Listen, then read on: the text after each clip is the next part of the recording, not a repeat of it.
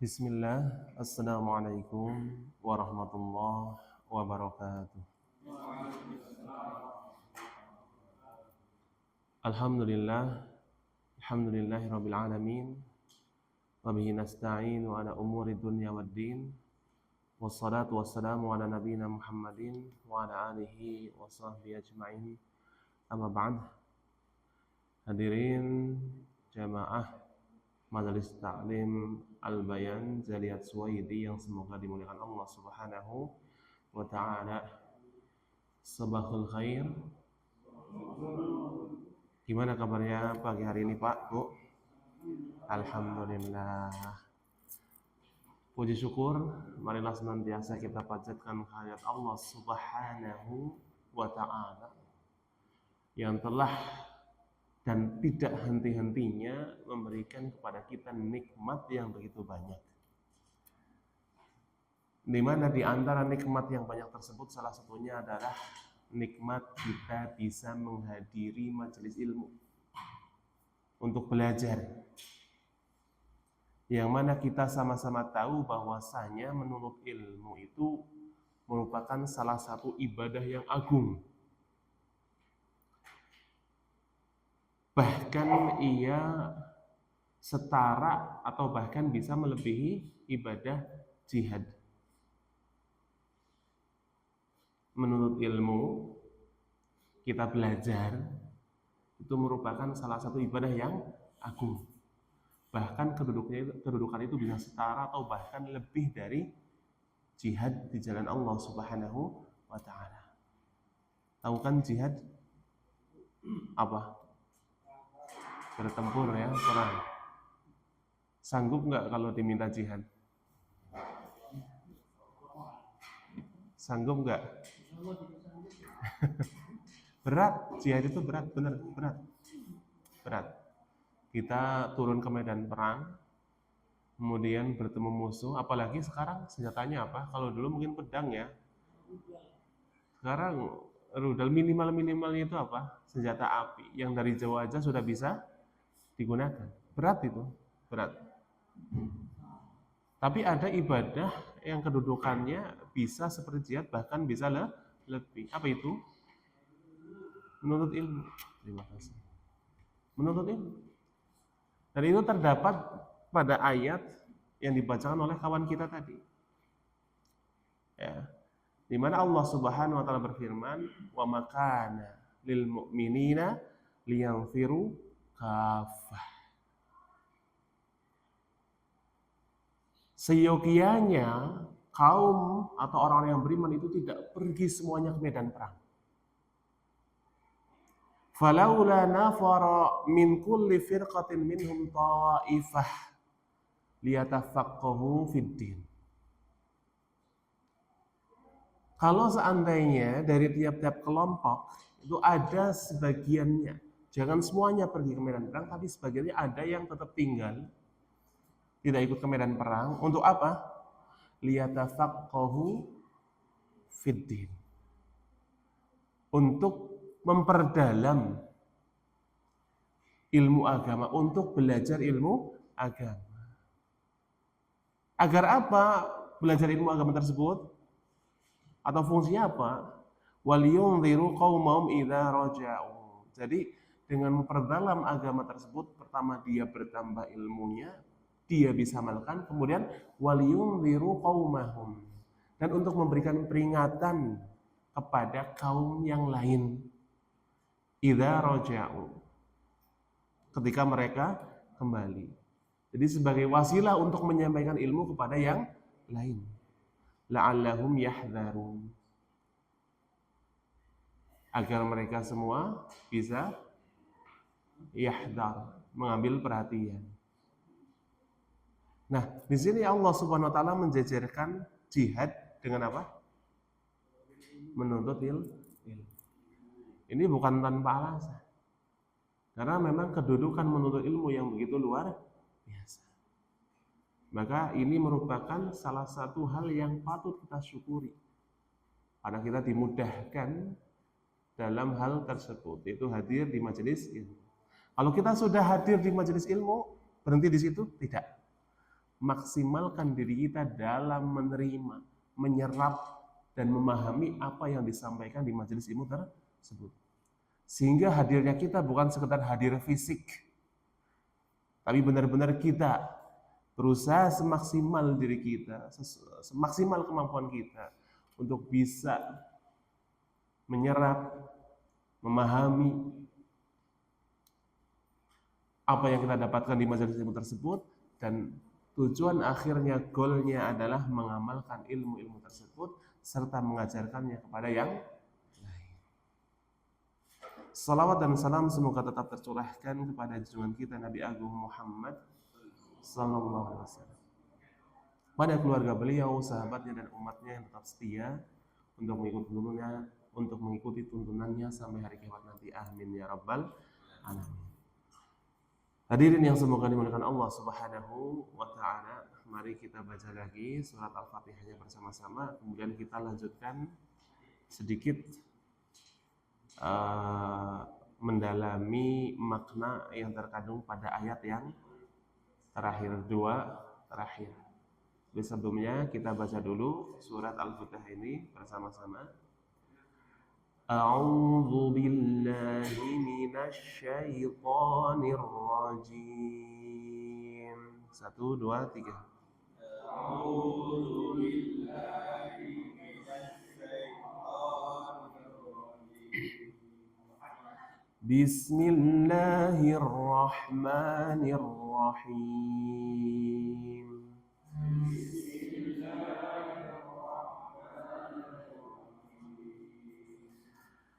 Alhamdulillahi Rabbil Alamin. Alhamdulillahi Rabbil Alamin. Ar-Rahmanir Rahim. Ar-Rahmanir Rahim. Maliki Yaumiddin.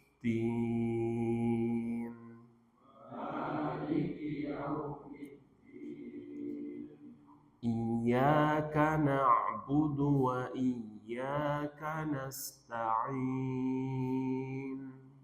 Iyyaka na'budu wa iyyaka nasta'in. Ihdinas siratal mustaqim. Ihdinas siratal mustaqim. Siratal ladzina an'amta 'alaihim ghairil maghdubi 'alaihim waladdallin.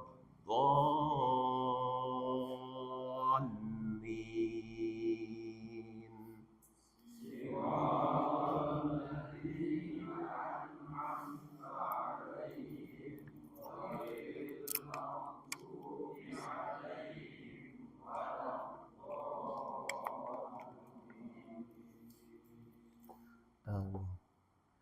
Kita sudah sampai pada ayat yang kelima ya. Sekarang kita masuk ayat yang keenam. Bunyinya apa? Ihdinas siratal mustaqim. Apa kalau terjemahannya? Tunjukilah kami jalan yang lurus. Apa maksud tunjukilah? Sebenarnya ihdina itu berasal dari kata hidayah ya. Hidayah. Berilah kami hidayah as-siratal mustaqim, pada jalan yang lurus. Maksudnya apa? Tunjuki kami jalan yang lurus itu mana? Iya. Tunjukilah kepada kami Allah mana itu jalan yang lurus. Ini makna yang pertama.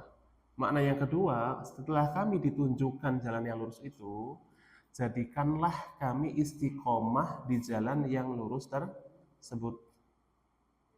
Jadikanlah kami istiqomah di jalan yang lurus tersebut. Tetap berada di situ. Maksimal di jalan tersebut. Karena kalau kita sudah ditunjukkan jalan yang lurus itu mana, apakah berhenti di situ? Tidak. Mungkin sebagian mayoritas kaum muslimin ketika ditanya agama yang benar apa, pasti jawabannya apa? Islam. Agama yang paling benar apa? Islam.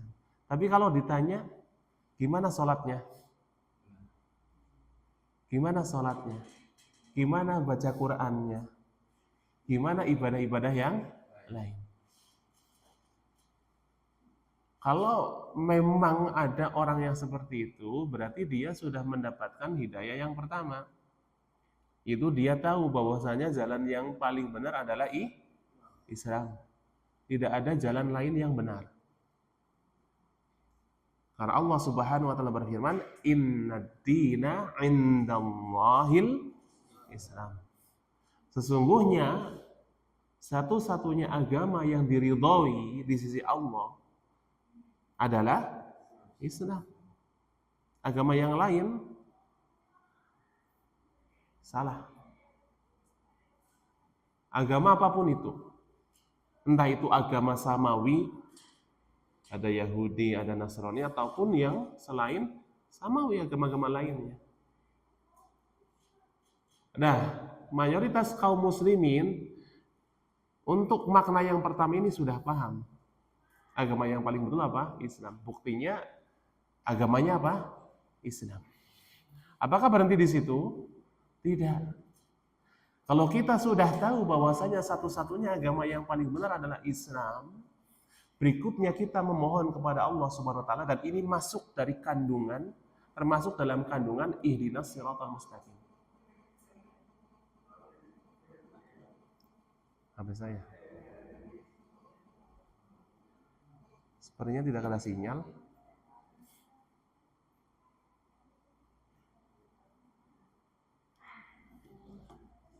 Ini makna kandungan yang pertama. Kita meminta agar kita ditunjukkan mana sih jalan yang paling benar di antara jalan-jalan yang ada. Karena memang kalau kita ditanya agama di dunia ini ada berapa? Banyak. Yang kita ketahui hanya seberapa.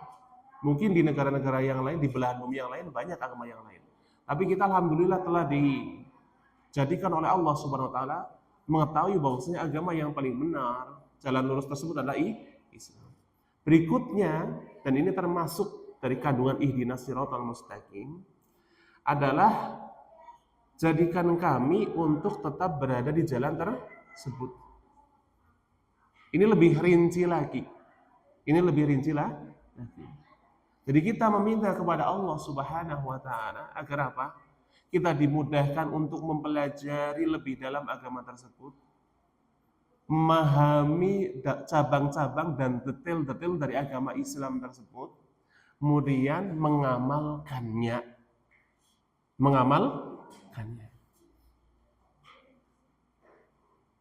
Makanya kalau kita membaca surat Al-Fatihah, itu harus dipahami betul-betul maknanya, diserap. Karena makna itu begitu dalam, tidak sesimpel kita baca terjemahan. Kalau kita meresapinya dengan sungguh-sungguh, ini akan menghantarkan kepada kita pada level berikutnya. Jadi yang namanya beragama itu maknanya luas sekali, lebih dalam. Lebih dalam. Jadikanlah aku istiqomah dan mengamalkan ajaran agama Islam secara benar, ya Allah. Jadikanlah aku bisa belajar mendalami agama Islam. Kemudian aku bisa mengamalkannya. Jadi tahapannya belajar, kemudian diamalkan. Setelah diamalkan apa? Ya, istiqomah, terus diajarkan. Terus berhenti di situ? Apa? Diamalkan sudah? Iya, diamalkan. Praktekan, diamalkan sama. Ada satu lagi. Sabar. Sabar. Dan ini diperlukan dalam semua tahapan. Dalam belajar harus sabar. Karena susah. dalam mengamalkan harus sabar. Karena lebih susah lagi. Kemudian ngajak orang lain menyampaikan apa yang kita miliki, apa yang telah kita pahami, juga harus sabar. Karena kadang orang ada kalanya dia mau, ada kalanya dia nggak mau. Kalau mau kita senang, kalau dia lagi nggak mau, sabar. Sabar. Kenapa? Orang yang mengajarkan kepada keburukan saja mereka sabar kok. Iya nggak? Maka kita yang mengajarkan kepada kebaikan harus lebih sabar. Coba deh lihat mereka yang mengajak kepada keburukan. Mohon maaf, kadang-kadang kalau kita lihat ada reels, video pendek, kadang-kadang yang ditampilkan kan yang nggak baik gitu kan. Mereka sabar nggak? Sabar. Dikira bikin konten itu gampang. Ngerekamnya harus berapa kali rekam, ngeditnya gitu kan. Belajar ngeditnya. Mereka sabar nggak kayak gitu? Sabar. Maka kita yang mengajarkan kepada kebenaran harus sabar juga. Harus sabar juga. Belum lagi kadang-kadang orang diajak, bukannya, oh iya terima kasih alhamdulillah, tapi malah kontra gitu. Itu semua butuh kepada kesabaran. Ihdinas siratal mustaqim, ya Allah tunjukilah aku mana jalan yang lurus. Ini makna yang pertama. Makna yang kedua, jadikanlah aku istiqomah di dalamnya. Lebih bisa mendalami ajaran agama Islam. Lebih bisa masuk lebih dalam kepada agama Islam, tidak hanya di zahir saja. Dan itu sebenarnya bukan perkara yang wah, karena itu keharusan bagi kita semua. Keharusan bagi kita semua. Terutama yang berkaitan dengan hal-hal yang wajib. Berkaitan dengan hal-hal yang wajib. Jadi ihdinas siratal mustaqim. Tunjukkanlah kepada kami ya Allah as-sirat al-mustaqim, jalan yang lurus. Jalan yang lurus. Apa itu jalan yang lurus? Allah sebutkan di ayat yang terakhir, siratal ladzina an'amta 'alaihim ghairil maghdubi 'alaihim waladdallin. Itu jalan orang-orang yang engkau beri nikmat kepada mereka. Siapa? Minan nabiyyin was-siddiqin wasyuhada was-salihin. Ya. Jalan yang lurus adalah jalan orang-orang yang Allah beri nikmat kepadanya. Siapa itu orang-orang yang Allah beri nikmat kepadanya? Para nabi. As-siddiqin, mereka yang levelnya di bawah nabi. Wasyuhada, para pejuang di jalan Allah Subhanahu wa taala, para syahid. Wassalihin, dan orang-orang yang salih. Inilah jalan yang lurus. Jadi kalau kita mau cari jalan yang lurus, lihat jalan yang diikuti oleh para nabi. Lihat jalan yang diikuti oleh para siddiqin. Lihat jalan yang ditabaki oleh para syuhada dan orang-orang salih.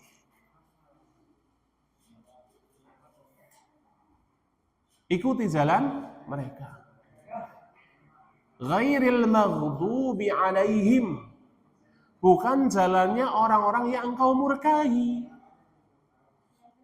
Orang-orang yang dimurkai oleh Allah Subhanahu wa taala itu memiliki sifat waladdallin, bukan juga jalan orang-orang yang tersesat. Dan orang-orang yang tersesat juga memiliki sifat. Apa sifatnya?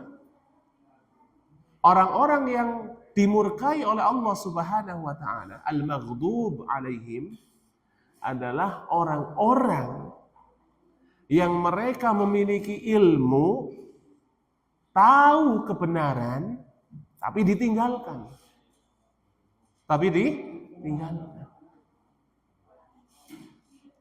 Ini karakter atau sifat orang yang dimurkai oleh Allah Subhanahu wa taala. Dia tahu kebenaran, dia tahu ilmunya, tapi ditinggalkan. Adapun orang-orang yang dhal, yang sesat, Ini kebalikan dari karakter atau sifat yang pertama. Kalau yang pertama punya ilmunya, tahu kebenaran tapi ditinggalkan, tidak diamalkan, tidak dikerjakan. Kalau orang yang tersesat, dia tidak tahu ilmunya, tidak tahu kebenaran, tapi dikerjakan. Dia nggak tahu ini benar atau tidak, dikerjakan. Maka dari sini ada jalan tengah, yaitu jalan orang-orang yang Allah beri nikmat kepada mereka. Jalannya apa? Mengetahui kebenaran, berilmu, kemudian dikerjakan, diamalkan, bukan ditinggalkan. Dan lebih spesifik lagi, itu sifat ya, karakter ya. Lebih spesifik lagi, karakter tersebut ada pada al-maghdub alaihim, ada pada orang-orang Yahudi. Ada pada orang-orang Yahudi. Orang-orang Yahudi adalah golongan yang dimurkai oleh Allah Subhanahu wa taala. Kenapa? Karena mereka tahu kebenaran, tapi tidak mengikuti kebenaran tersebut. Contoh simpelnya. Mereka itu tahu bahwasanya kelak akan ada nabi terakhir yang Allah utus. Dan mereka wajib mengikuti nabi tersebut. Bahkan saking seriusnya mereka nunggu nabi terakhir tersebut, mereka sampai menyelusuri penjuru bumi, kira-kira mana nih yang cocok, daerah mana yang cocok tempat keluarnya nabi. Dan mereka tahu itu Madinah. Makanya di Madinah dulu ada orang-orang Yahudi. Akan tetapi ketika nabi yang terakhir diutus, itu nabi kita Muhammad sallallahu alaihi wasallam diutus, ternyata tidak sesuai harapan mereka. Apa harapannya? Harapannya nabi terakhir berasal dari kalangan mereka. Dari Yahudi, Bani Israel. Tapi ternyata Allah menjadikan nabi terakhir dari jalurnya Nabi Ismail. Mereka nggak senang. Meskipun mereka tahu itu nabi terakhir dan harus diikuti. Mereka tahu. Tapi akhirnya tidak diikuti. Jadilah mereka golongan al-maghdub alaihim, yang dimurkai oleh Allah Subhanahu wa taala. Maka kita jangan sampai seperti golongan yang pertama itu.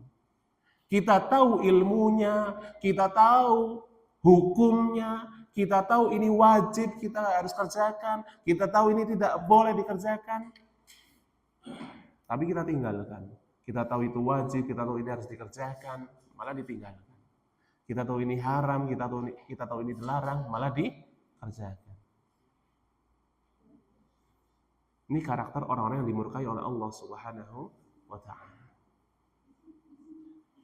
Dan jangan pula kita sampai menjadi orang-orang dari golongan kedua, ad-dallin, yaitu orang-orang yang sesat. Apa karakternya tadi? Tidak punya ilmu tapi beramal. Tidak tahu kebenaran tapi dikerjakan. Ini lebih spesifik lagi adalah atau berada pada orang-orang Nasara. Orang-orang Nasara. Mereka itu tidak memiliki ilmu, tapi mereka beramal. Jadilah mereka mengatakan Tuhan itu ada 3. Dari mana ilmunya? Dari mana ilmu datang? Tuhan kok 3? Ada Tuhan Bapa, ada Tuhan Anak, ada Roh Kudus. Dari mana ilmunya? Enggak ada ilmu kayak gitu, tapi mereka tetap kerjakan. Tapi tetap mereka amalkan. Adapun umat Islam itu berada di pertengahan. Berada di pertengahan. Berilmu, mengetahui kebenaran, dan juga diamalkan, dikerjakan. Maka hati-hati. Karena di sini ada 3 golongan. Pertama, al-maghdub alaihim, di golongan kanan. Terus di kiri ada ad-dallin, dan umat Islam itu di tengah-tengah. Alladzina an'amta alaihim. Berilmu dan beramal. Jadi hati-hati, kita di tengah-tengah nih. Jangan sampai salah satu itu goyah. Kalau salah satunya goyah itu bisa bergeser kemana? kanan atau bergeser ke kiri. Jadi ilmu dan amal ini harus seimbang. Manakala satunya goyah, bisa geser nih kepada golongan yang kanan. Ilmu sudah punya, sudah memiliki pemahaman, kok tidak dikerjakan? Na'udzubillah. Maka bergeser kepada golongan apa? Al-maghdub alaihim, yang dimurkai oleh Allah Subhanahu wa ta'ala. Atau sebaliknya, tidak punya ilmu, tidak memiliki landasan keilmuan, tapi ngeyel, nekat dikerjakan, bisa bergeser kepada apa? Ad-dhalin, orang-orang yang sesat. Maka kita harus proporsional, seimbang antara ilmu dan amal. Ini siratal ladzina an'amta alaihim ghairil maghdubi alaihim waladdallin. Hadirin yang semoga dimuliakan Allah Subhanahu wa ta'ala. Maka di dalam surat Al-Fatihah ini kandungannya itu luas, lengkap sekali. Lengkap sekali. Maka wajar saja kalau dia mendapatkan julukan apa? Ummul Kitab. Ummul Kitab. Karena kandungannya yang begitu luas, ayatnya sedikit. Ayatnya sedikit. Berapa? Berapa ayat surat Al-Fatihah? 7 apa 6? Tergantung ya. Tergantung. Kalau yang menganggap bismillah termasuk ya berarti itu 7. Kalau tidak ya berarti nggak usah mikir itu mah udah ijtihad ya, perbedaan di antara para ulama. Kita ikuti aja yang tertulis di situ berapa. Ya udah itu aja yang diikuti. Oke, kandungannya begitu luas dengan ayatnya yang sedikit. Apa kandungan di antara kandungan yang terdapat dalam surat Al-Fatihah ini? Dan ini sebagiannya sudah kita sampaikan. Pertama, kita jadi tahu bahwasanya Allah Subhanahu wa ta'ala adalah yang menciptakan kita, yang beri rezeki kita, yang memberikan manfaat kepada kita, yang bisa memberikan madarat kepada kita, yang menghidupkan kita, yang mematikan kita. Jadi dengan ini maka runtuhlah keyakinan-keyakinan yang tidak seharusnya. Contoh, ada yang memberi rezeki selain Allah Subhanahu wa ta'ala. Sehingga kalau dia pengen rezeki, dia tempuh jalan yang lain. Ini runtuh. Kenapa? Karena satu-satunya yang memberi rezeki itu siapa? Allah Subhanahu wa ta'ala. Terus kita tidak perlu takut kepada hal-hal yang lain. Karena kita yakin bahwasanya yang bisa memberikan madarat itu siapa? Allah Subhanahu wa ta'ala.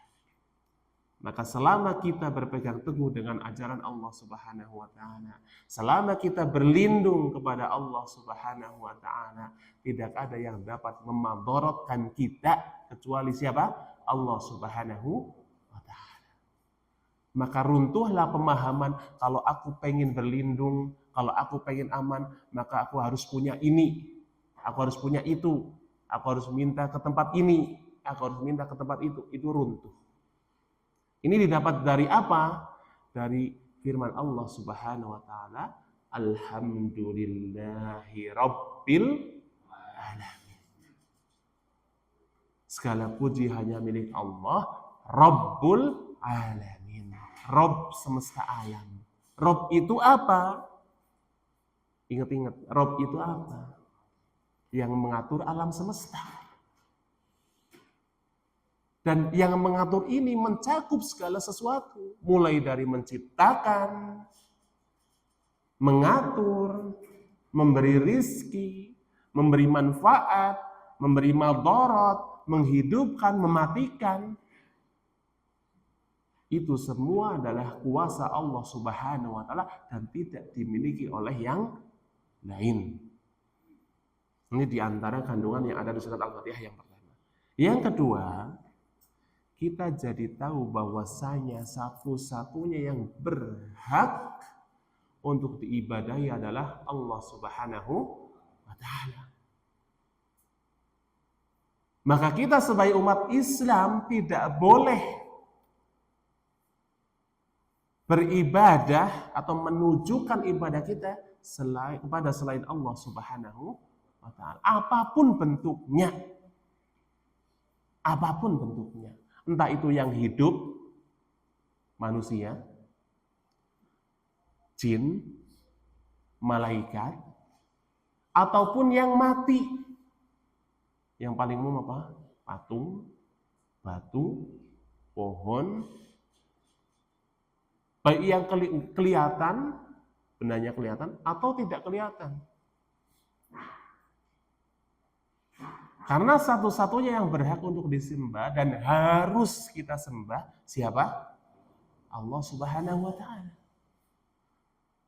Itu kita dapatkan dari firman Allah Subhanahu wa ta'ala, Iyyaka na'budu wa iyyaka nasta'in. Di pertemuan sebelumnya kita katakan aslinya Iyyaka na'budu, aslinya na'budu. Iyyaka nasta'in, aslinya apa? Nasta'inu bika. Na'buduka, kami menyembahmu. Nasta'inu bika, kami memohon pertolongan kepadamu, wahai Allah. Tapi ka-nya, yang ini Allah, dipindah ke depan. Baik ka yang di na'budu atau ka yang di nasta'in. Ka-nya dipindah ke depan. Secara susunan bahasa, kalau ka dipindah ke depan itu nggak bisa ka saja. Tapi harus dibantu dengan apa? Iya. Jadilah iyyaka na'budu dan iyyaka nasta'in. Dan ini dari segi makna juga berbeda. Terjadi penyempitan. Kalau na'buduka, aku menyembahmu, itu saja. Tapi ketika ka-nya dipindah ke depan, ada makna hasr. Kalau dalam ilmu balaghah, makna apa? Pernah dengar ilmu balaghah? Pernah ya? Tadi sih, minimal tadi lah. Apa makna hasar tersebut? Hanya kepadamu lah. Hanya. Makna pembatasan, penyempitan. Hanya kepadamu lah na'budu, kami beribadah, kami menyembah. Wa iyyaka, dan hanya kepadamu lah kami memohon pertolongan. Dari sini kita paham dan tahu bahwasanya beribadah itu hanya kepada Allah Subhanahu wa taala, bukan kepada yang lain. Apapun bentuknya yang diibadahi selain Allah, ataupun apapun bentuknya cara beribadah tersebut.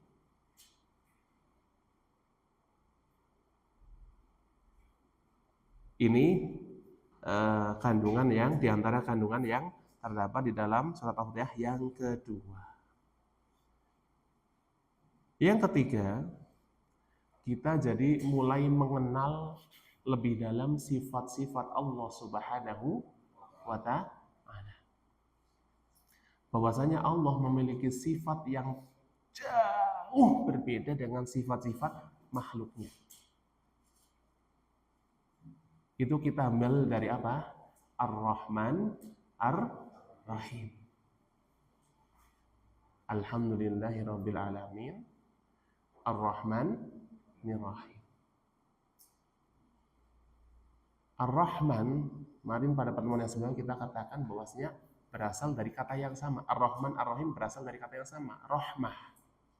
Rahmah. Apa rahmah? Kasih sayang. Kita memiliki sifat kasih sayang enggak? Kita sebagai makhluk Allah memiliki sifat kasih sayang enggak? Allah pun punya, ya, Ar-Rahman, Ar-Rahim. Tapi apakah kasih sayang tersebut sama? Sama? Jauh berbeda. Jauh berbeda. Contoh Di antara bentuk kasih sayang adalah memberi. Ya, kita memberi pada yang lain. Tapi kalau terus-terusan memberi, sanggup? Sanggup? Ada batas. Tapi pemberian Allah Subhanahu wa taala tidak terbatas. Tidak terbatas. Bahkan pada sifat Ar-Rahman itu semua makhluk dapat.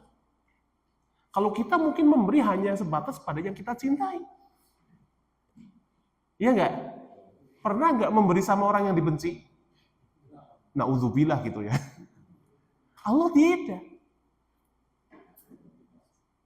Yang muslim dapat, yang kafir dapat. Yang mukmin dapat, yang munafik dapat. Berbeda dengan sifat rahmahnya manusia. Yang terbatas, tidak bisa memberi terus-menerus. Dan terbatas mungkin hanya pada orang yang dicintai. Ya, jadi dari sini kita tahu tentang sifat-sifat Allah Subhanahu wa taala, bahwasanya Allah itu memiliki sifat yang berada pada puncak kesempurnaan. Puncak kesempurnaan. Dan demikian pula sifat-sifat Allah yang lain. Tidak hanya Ar-Rahman, Ar-Rahim. Kalau kita mendapati ada sifat Allah Subhanahu wa taala disebutkan di dalam Al-Qur'an, maka sifat tersebut adalah sifat yang berada pada puncak kesempurnaan. Contoh Al-Kabir. Apa? Al-Kabir atau Akbar. Ya. Allah Maha Besar. Berarti kebesaran Allah adalah kebesaran yang berada pada puncak. Tidak ada lagi yang lebih besar dari Allah Subhanahu wa taala. Di antara makhluknya ada yang besar? Banyak ya. Bukan sekedar ada, banyak. Tapi besarnya seperti apa? Besar yang memiliki batasan. Besar yang memiliki batasan. Tapi kebesaran Allah Subhanahu wa taala tanpa batas. Berarti kalau Allah itu paling besar, maka tidak ada lagi yang besar yang melebihi Allah Subhanahu wa taala. Berarti selain Allah Subhanahu wa taala makanya kenapa kok kita ketika sholat kita buka dengan apa? Takbiratul ihram. Apa bacaannya? Allahu Akbar. Allah Maha Besar. Apa maknanya? Selain Allah Subhanahu wa taala itu kecil. Maka ketika kita mengucapkan hal tersebut, berarti selain Allah itu kecil. Udah gak usah dipikirkan, fokus hanya kepada Allah. Dunia dan isi itu kecil. Udah jangan dipikirin lagi ketika kita sholat takbiratul ihram. Jangan Allahu Akbar. Udah kemana-mana pikirannya. Di mana Allahu Akbarnya?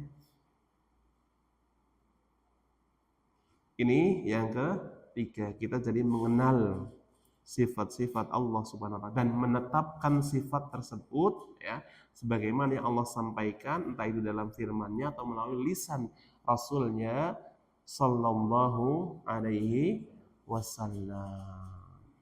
Allah taala alam bisawab. Ini diantara yang bisa kita pelajari dari sedikit kandungan surat Al-Fatihah.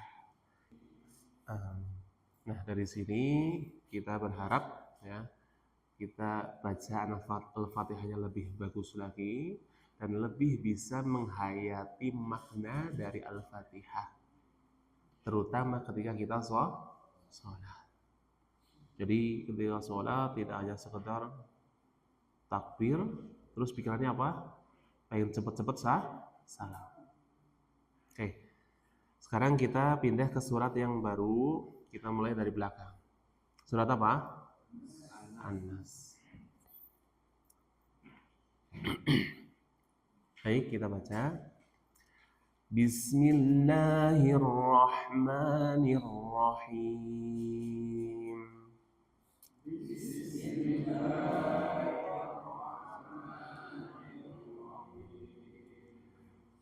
Qul a'udzu birabbin nas.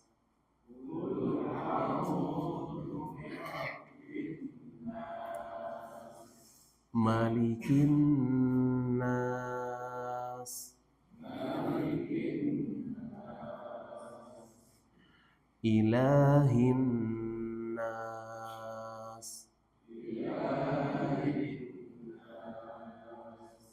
Min syarril waswasil khannas.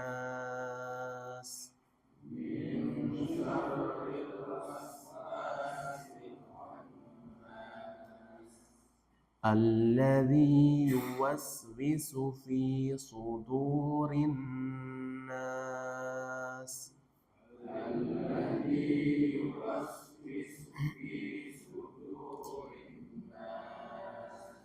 Minal jinnati wan nas.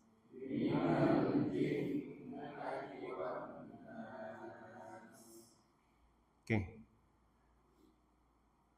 Kelompoknya kita bagi ya. 1, 2, 3, 4. 1, 2, 3. Coba kelompok yang sebelah kanan dulu. Kita baca. Qul a'udzu birabbin nas.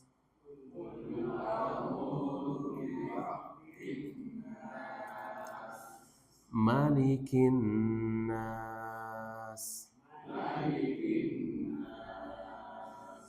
Ilahin nas. Min syarril waswasil khannas.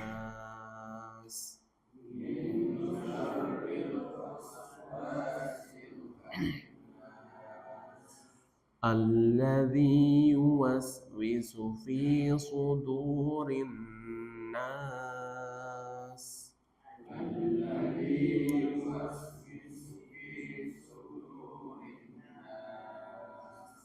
Minal jinnati wan nas.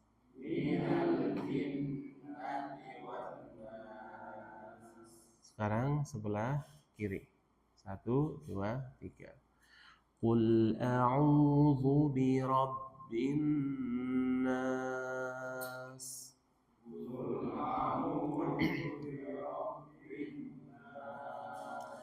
Malikin nas. Ilahin nas. Min syarril waswasil khannas.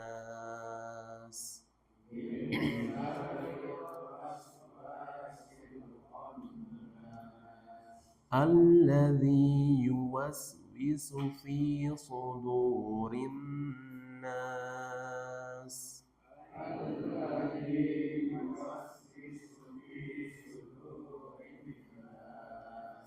Minal jinnati wan nas.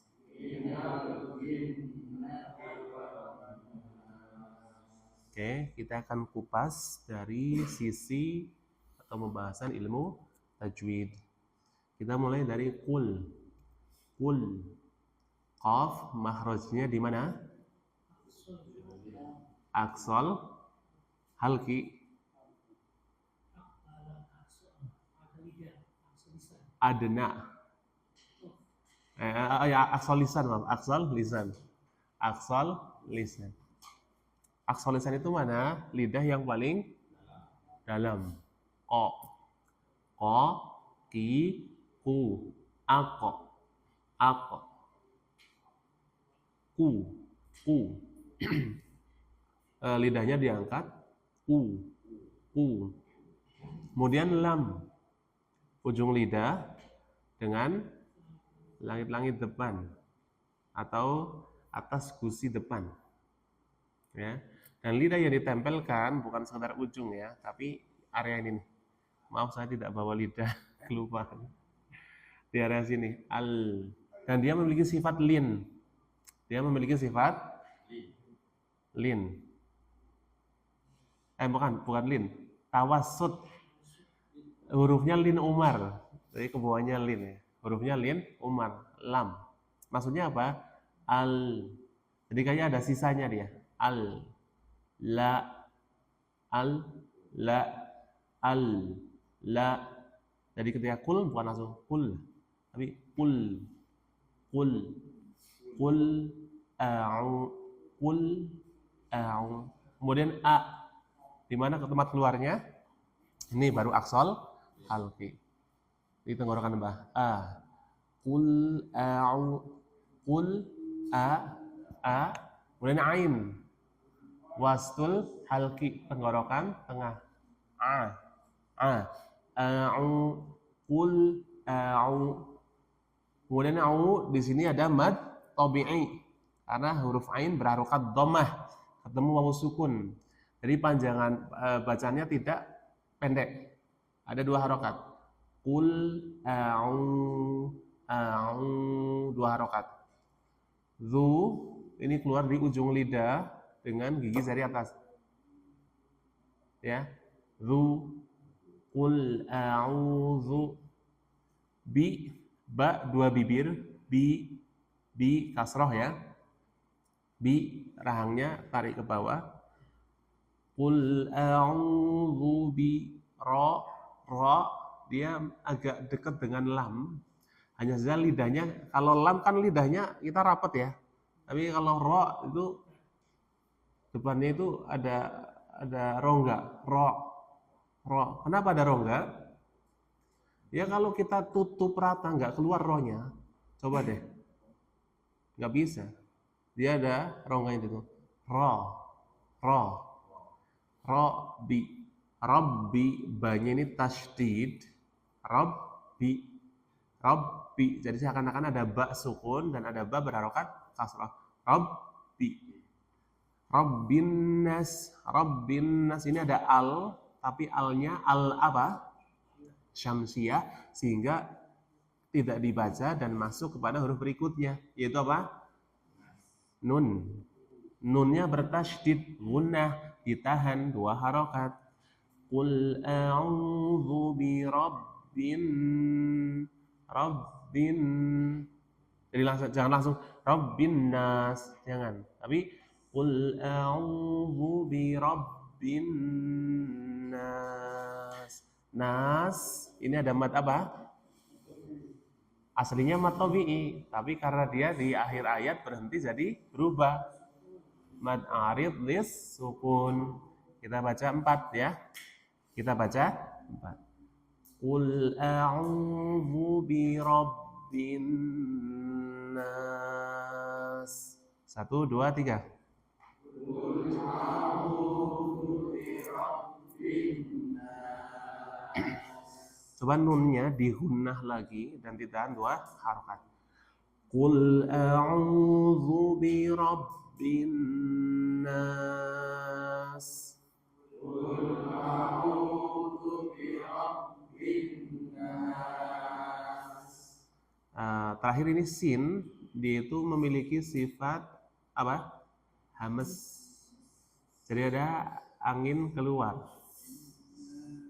Ada udara keluar ketika dia ada keluar dan akan kelihatan banget ketika sukun. Nas, ya, nas. Qul a'udzu bi rabbin nas. Qul a'udzu bi rabbin nas. Qul a'udzu bi rabbin nas. Qul a'udzu bi rabbin nas. Kemudian ayat yang kedua, malikin nas. Ma-nya pendek, li-nya pendek, ki-nya pendek. Ma 2 bibir, ma, li. Tadi sudah kita katakan ujung lidah dengan langit-langit depan atau di atas gusi depan. Li. Linya lamnya ini lam tipis ya. Li. Lidahnya kita ratakan. Li. Kemudian kaf. Makhraj atau tempat keluarnya sama kayak qaf. lidah bagian dalam, paling bagian dalam, pangkal lidah, tapi dia ke depan sedikit. Ya, kalau qaf kan paling ujung, ko. Kalau kaf maju sedikit, ki, dan dia memiliki sifat hamas, ada udara mengalir. Ki, maliki. Langsung masuk ke an-nas, tadi sudah dibahas ya, al-ya, al-syamsiyah, kemudian nunnya ada tasydid, gunnah, ditahan 2 harokat, kemudian nas, ini mad arid lis sukun. Malikin nas. Malikin nas. Malikin nas. Ilahin nas, ayat yang ketiga, ilahin nas. Ilah, i, tadi makhrajnya pangkal tenggorokan i. La, udah tadi ya, ujung lidah dengan langit-langit depan atau atas gusi depan. Kemudian lamnya di situ ada hukum bacaan mad. Mad apa? Mad tabi'i. Jadi panjangnya dibaca 2. Ila, ila, wi ila. Ha normal, ha bakal tenggorokan kasrah, jadi hi. An-nas sudah tadi kita bahas. Ilahin nas.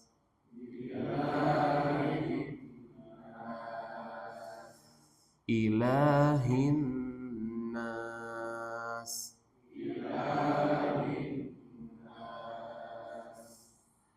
Ilahin nas. Ayat keempat, min syarril waswasil khannas. Min ini ada hukum apa? Ikhfa hakiki. Nun bertemu huruf shin, sya ya. Maka nunnya dibaca ikhfa samar-samar, tidak dibaca en. Tidak dibaca en, tapi disamarkan. Nyamarkannya gimana? Ketika kita mengucapkan nun, kita siap-siap ke makhraj berikutnya, itu apa? Sya, shin. Di mana makhraj shin? Tengah lidah dan langit-langit atas. Sya, dan di sini ada udara menyebar antara lidah dan langit-langit, ada udara menyebar ke seluruh penjuru. Jadi dalam posisi makhraj pada siap pada huruf berikutnya. Ditahan 2 harokat. Min syarri. Oke. Sya sudah tahu makhrajnya ya, tengah lidah dan langit-langit. Kemudian syarr. Nah, ini ro-nya enggak tebel karena dia berharokat kasroh. Lidahnya turunkan. Ri. Ro itu memiliki 2 model bacaan. Bacaan tebal dengan mengangkat lidah dan bacaan tipis, lidahnya diturunkan. Ri ini tipis karena dia berharokat kasroh, lidahnya turunkan ketika baca. Min syarri. Nah, masuk pada al-waswas, alnya ini al-qamariyah dibaca min syarril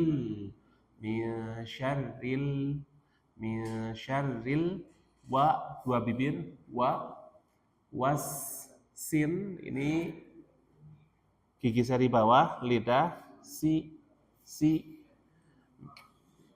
Tapi di sini sukun ya. Min syarril wasi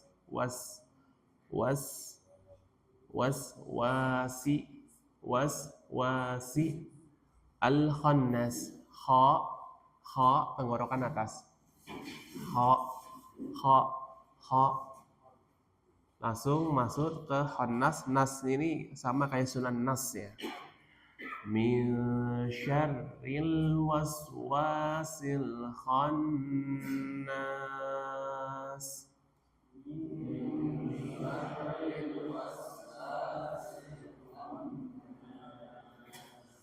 Min syarril waswasil khannas.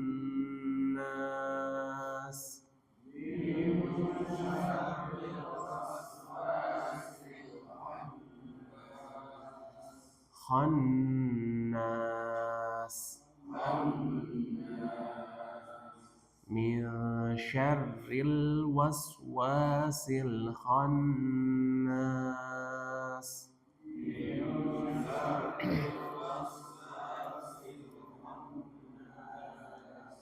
alladzi ini alnya al syamsiyah. Di situ sebenarnya ada lam lagi, cuman lamnya digabungin jadi satu tapi beri tasydid. Alladzi dza ujung lidah dengan ujung gigi seri atas. Ini gigi seri, ini ujung lidah. Dza ya kayak ya zu tadi. Alladzi kemudian ada mat tabi'i karena kasroh ketemu ya sukun dua harokat. Alladzi yuwaswisu. Ini hampir sama bacanya kayak di was-was ya. Yuwaswisu. Yu itu pertengahan lidah dengan langit-langit. Yuwaswisu fi mat tabi'i sudurin nas. Alladzi yuwaswisu fi sudurin nas. Alladzi yuwaswisu fi sudurin nas. Sudur sodnya itu kayak sin ya. Gigi seri bawah, lidah di belakangnya. Kalau sin itu lidahnya datar, kalau sod itu lidahnya naik. Sin, sa lidahnya datar, sod lidahnya naik. Su. Alladzi yuwaswisu fi sudurin nas. Alladzi yuwaswisu fi sudurin nas. Yang terakhir minal jin, minal alnya al-qamariyah, jin ada gunnah di situ, nun tasydid, wan nas sama ya. Minal jinnati wan nas. Minal jinnati wan nas. Nah, sudah kita kupas hukum-hukum tajwidnya. Sebagai penutup kita baca secara lengkap dari bismillah sampai ayat yang terakhir yaitu ke-6. Bismillahirrahmanirrahim. Bismillahirrahmanirrahim. Qul a'udzu birabbin nas. Qul a'udzu birabbin nas. Malikin nas. Malikin nas. Ilahin nas. Ilahin nas. Min syarril waswasil khannas. Min syarril waswasil khannas. Alladzi yuwaswisu fi sudurin nas. Alladzi yuwaswisu fi sudurin nas.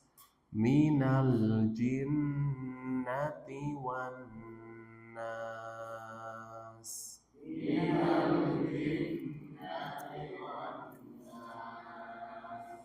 Alhamdulillah, wallahu ta'ala a'lam bishawab. Sebelum kita tutup ada yang tanyakan? Ya, silakan. Pertama, apakah Bani Israil yang ada di Saudi, Madinah pada waktu itu, atau yang termasuk Bani Israil yang ada di Palestina? Yang kedua apa? Yang dimaksud Bani Israil dalam Al-Quran itu, iya. Apakah Bani Israil yang hanya ada di Madinah, Makkah pada waktu itu, atau termasuk Bani Israil yang sekarang? Yang sekarang. Yang kedua, tadi itu ada yang panjang, yang lebih aktor mana? Apanya? Malik, Ada yang panjang, Oh, ada yang pendek. Maliki. Oke. Ada dua pertanyaan bagus dari Bapak Kiai Naim, hafizahullah taala. Yang pertama, eh, Bani Israel. Apakah yang dimaksud Bani Israel itu Bani Israel yang dulu berada di Mekah Madinah di eranya Nabi Muhammad SAW, atau yang sekarang termasuk juga? Wallahu ta'ala alam bisawab. Kalau kita mencermati Al-Quran, ketika menyebutkan Bani Israel, itu khitabnya luas, ya, luas. Dari zaman dulu, bahkan sebelum yang di Madinah, maka termasuk juga sampai sekarang. Karena secara realitas mereka pun sifatnya sama persis. Sampai sekarang itu masih seperti itu. Masih seperti itu. Ya. Makanya jangan percaya dengan omongan mereka atau politik mereka. Apapun itu. Itu dari dulu itu sifatnya kayak gitu. Dari dulu. Itu banyak banget itu cerita di Al-Quran. Maka wallahu ta'ala alam bisawab, maka yang dimaksud dari kata-kata Bani Israel itu semua Bani Israel, Yahudi secara umum, semuanya, lintas dimensi, lintas waktu. Wallahu ta'ala alam bisawab. Ya, karena ketika di zamannya Nabi Musa ya mereka kayak gitu, di zamannya Nabi Isa ya mereka kayak gitu, di zamannya Nabi kita Muhammad SAW sampai sekarang ya kayak gitu.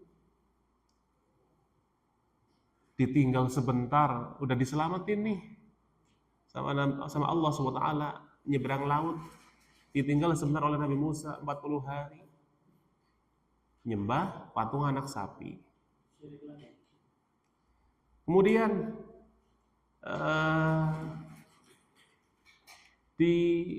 oleh Allah SWT diberi makanan dari langit, makanan dan minuman dari langit, mana dan salwa. Malah minta makanan yang ada di bumi. Dikasih makanan surga ini loh, mana dan salwa. Malah minta adas, basol. Kemudian banyak, terlalu banyak. Terus yang kedua, kata maliki itu ada yang panjang, ada yang pendek, terus mana yang afdal? Semuanya afdal. Tinggal tergantung qiraah mana yang kita ikuti. Dan masalah qiraah, maka kita mengikuti mayoritas qiraah yang ada di tempat tersebut. Dan inilah qiraah kita, qiraah Hafs an Asim. Di Al-Fatihah panjang, ya udah panjang. Maliki yaumiddin. Di Anas pendek, ya udah pendek karena qiraahnya demikian. Malikin nas. Wallahu taala alam. Cukup ya? Wassallallahu ala nabiyina Muhammadin wa ala alihi wa sahbihi wa baraka wassalam. Wa akhiru da'wana anil hamdulillahi rabbil alamin. Wassalamualaikum warahmatullahi wabarakatuh.